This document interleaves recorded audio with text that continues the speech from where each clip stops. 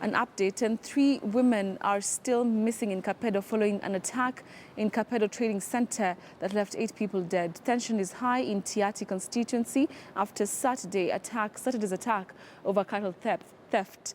According to residents, the attack was a retaliatory to an earlier one, which saw 1 person killed and a known number of livestock stolen in Lokori area on Friday. Those killed were elderly men of between 50 and 80 years. KDF servicemen are still conducting a security operation to flush out bandits in the area that was gazetted as a security zone.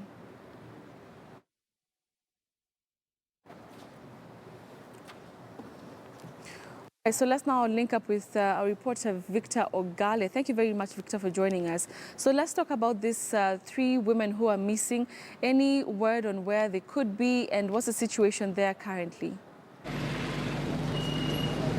Well, Betty, remember when the incident happened, it was on Saturday, and being on a weekend, people come from the villages to the shopping center to perhaps buy 1 or 2 things or perhaps run their errands. So when the melee began and there were gunshots all over, people started running to every corner of the town. So according to the people that we talked to, they say that the 3 women are missing, and they are from a nearby village, and their whereabouts cannot be traced even up to now. So it is not known if they are dead, or if it is not known where rather they've gone to, whether they ran to for safety. Remember Kapedo, where it is geographically, there is a GSU, General Service Unit camp, as well as an administration police camp. So when the fracas began, there are people who sought refuge in the GSU camp just to ensure that they are safe and they are not shot. So I can confirm to you that the gunman or the gunmen haven't been arrested. That is something that the security officers have been trying to work through all through the days with the help of the Kenya Defence Force, whom we saw heavy presence of them coming in and doing routine patrols just to try and gather the little intel that they can get of the gunman, or rather the people who are involved in the deaths of the people that died, and their bodies are currently lying at the Cabernet Hospital mortuary. Remember also there was an old man there who's very well known at Kapedo Shopping Center.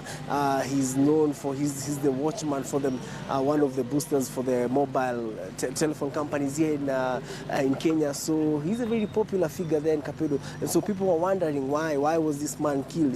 He was a very humble man, never used to quarrel with anyone. So he has left behind over 40 sons, 10 wives, and the people that we talked to, they're just trying to see how they can go to Cabernet and get the bodies, or rather if the bodies can be brought back to Kapedo so that they can continue with the burial preparations. Betty, another thing is that Kapedo, where it is mainly dominated by people from the Turkana community, and the neighboring communities, people from the Pokot community. So there seemed to be some tension between these 2 communities because one is blaming the other, or people lost their lives in your territory. Others are saying, no, it was your people. So it is something that is slowly building up, and the tension, though security presence is there, but something needs to be done. So just to end this tiff, that so that we can also, so that we don't see any more any retaliation that may take place in that area. Betty.